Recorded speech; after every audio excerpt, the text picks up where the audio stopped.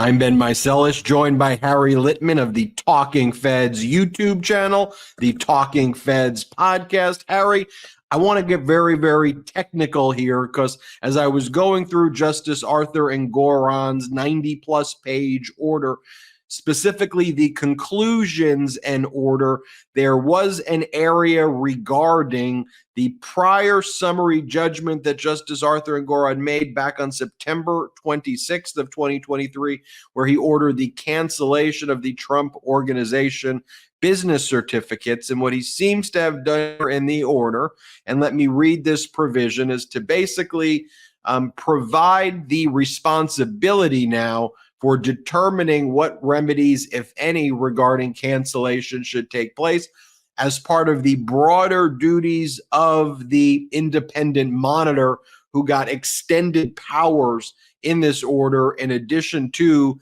the $364 million plus disgorgement verdict that was issued. And then you have to add on to that the prejudgment interest. Here's what it says.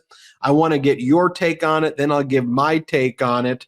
But ultimately, I think that the judge was trying to make sure this would be appeal proof and that the other aspects of this order would sting. So here's what it says. Ordered that this court's September 26, 2023 decision and order, that's referring to that summary judgment that everybody talked about before the trial started, is hereby modified solely to the extent of vacating the directive to cancel defendants' business certificates without prejudice to renewal upon the recommendation of the independent monitor or based on substantial evidence. And then it goes on to some of the other remedies, involving certain business limitations for Trump and his adult kids, certain limitations going to insurance companies, and then prior to that, the big $364 million disgorgement. So what do you make of that, Harry? Can I first say, Ben, power to you. We're 3 hours in. Nobody has seen this, but you did. You read things carefully the way lawyers should. It's a really significant detail too, and it jumped out at me. Remember, way back when we learned that Engoron had given summary judgment on one count and the others were going forward, and he had imposed what everyone was calling a corporate death penalty, which was the so-called certificates of completion, and yanking them essentially was taking away the corporate powers to act and making them under the, other authority than Trump. And that just went right up to the appellate division, the Court of Appeals, the appellate court here, for them to decide. So it was sort of part and parcel of what was going to be up on appeal, whatever happened with Engoron. Well, I think you're totally right. He's now, and $355 million, that's a lot, but they asked for $370. I mean, I think he is thinking about appeal. And that feature, it turns out, I just, I've done a little bit of looking at it since it first came up, is a little dicey under New York law. I won't bore the Meidas mighty with too much inside baseball, but 63 parentheses 12 of the New York Civil Code states, and it makes it seem like that might be vulnerable on appeal. And as you suggest, he really, after all this stuff and an 11-week trial and really socking it to Trump, he wants it to hold up. And in any event, what he did today in response to the request from the AG James, of forbidding Trump and the kids for 2 years, Trump for 3 years from being a director or officer in any corporation. That comes pretty close. Not quite as severe as these certificates, which really are taking the incorporation powers and just tearing them up. But I think I feel fairly certain this is the only explanation. He's thinking about appeal now. He looked hard at this. Maybe a court helped him out. But Trump would actually have a decent argument on this one. So Engoron took it away from him, and can still sock him pretty good in the way he did, but makes it less likely he is reversed. That's my read of it. Also you have Donald Trump through his lawyer Cliff Robert. They've attacked this retired federal judge, Barbara Jones, who's so well respected, like one of the most Totally. Good luck in with that. Yeah. demand. Like, you can get more Yeah. respected, but like in terms of trying to file an appeal, if you were going to say, hypothetically, Justice Engoron, he's this eclectic guy who's, citing neoclassical poetry in his orders and all of these things. And by the way, I'm fine with that if you're also focused on the facts and the law. But I'm just playing devil's advocate here. If you're going to go in that direction and said Engoron had animus, Engoron has all of these issues, and Engoron, his law clerk, his son, his mother, his wife, all the stupid attacks that Donald Trump does, right? Okay, so your thing is Engoron is bad, which I disagree with. Sure. Yeah. Then you're going to go after, though, retired federal judge Barbara Jones, because then it allowed Engoron to do exactly what he did in the footnote, which is, all of a sudden, this was a respected, retired federal judge who even Trump, your lawyers, agreed that she should be the independent monitor. Everybody was praising her. And then she writes a bad letter back on January 26th of 2024. And now she's just like me and Judge Lewis Kaplan and Justice Juan Merchan. We're just at Judge Chutkin. We're on the list now. So it just backfired extra for Donald Trump. And then Engoron, you could even look at it this way, says, you know what? Here's how I'm going to deal with the business certificate issues. The judge who you just attacked in private practice, I'll give her the decision. I'm going to toss it to her. We'll let her make that call after doing a thorough investigation into the organization. Yeah, and I don't like to get too brand conscious, but as I know you know, federal court, Southern District of New York versus state appellate court, that's really a very prestigious perch, the Southern District of New York. And as you say, Jones is really sort of, unimpeachable.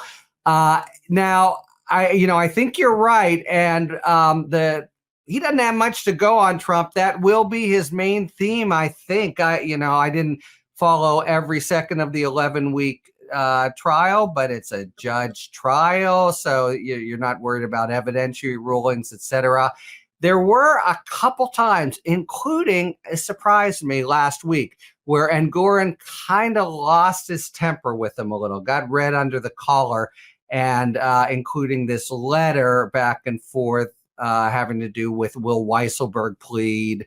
And, he took Trump to task and was obviously upset at the accusation that his rulings are biased, etc., which of course he could be in your chambers, but I was a little surprised that he put it on the record. So that's going to be a snippet anyway for Trump to go after. But all the things you're talking about, which, by the way, Trump, it's always his play.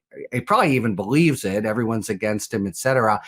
As you know, really, really hard to be the basis of a reversal. All kinds of principles in the law that you assume regularity, and maybe you bring a separate lawsuit if you think you've been singled out, but that's not a reason for if you're genuinely guilty to undo the verdict. And that whole theme is, it's like a camel through the eye of a needle, as they say. Just a very hard thing to make. He's trying to do it in other places as well. It's what he's done in Mar-a-Lago, and he's doing it now in the immunity. That's how he started the Supreme Court brief.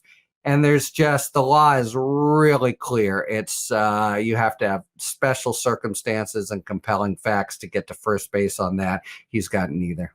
Yeah, and I think you being a former top person at the Department of Justice and seeing it from the inside, getting that perspective of what does it mean that a retired federal judge from the Southern District of New York, other than the Southern District of New York, as they like to call it, other than the Supreme Court justices, you don't really get more prestigious than that. So Cliff Robert from, and I say this endearingly because I grew up in Long Island, but Cliff Robert with his law firm from Long Island attacking the SDNY Judge Barbara Jones and going after her. And now to make sure, like, it's added protection is how I view it from any type of appeal on the issue of the certificates. I think Engoron looked at his 90+ page ruling. It goes, this is appeal proof. I agree. This is appeal. I agree. That one area in New Yorkese, it's like, don't even think about going there. Right? Exactly. Yeah, no, it's passing the ball over to LeBron James if you're on the Lakers, and it's in a vaulted area with Barbara Jones, who's gonna, take a look at this. And now, what did Cliff Robert Trump? Do we have to say Kovic now instead of LeBron James when we're doing basketball analogies?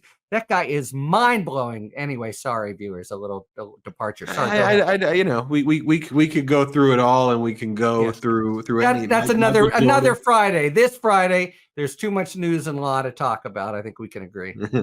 Absolutely. Well, there you have it. I wanted to go through. Look, we've talked, you and I, about other aspects of this verdict. Yeah, the amount. $364 million, the ban on conducting business, and having, for limited periods of times, the ban on insurance because of the fraud that was committed, the role of the independent monitor, going through the internal audit compliance officer who now has to be installed within the organization. So all of that is there. I just think Engoron, not just money, but indignity, which is like the worst thing for Donald Trump, right? I love it. Everybody, couldn't happen to a nicer guy. Yeah. Make sure you all subscribe to the Talking Feds YouTube channel. They're on their way to 250,000 subs. Just go over there right now after you watch this video and subscribe. Hit subscribe here. If you're not subscribed to the Meidas Touch Network, then what are you doing? Make sure you hit subscribe. But then go over to Talking Feds and tell them that we sent you. They're partnered with the Meidas Touch Network, and we want to make sure that they hit 1 million subscribers as well down the road. Thank you, Harry. We'll talk soon.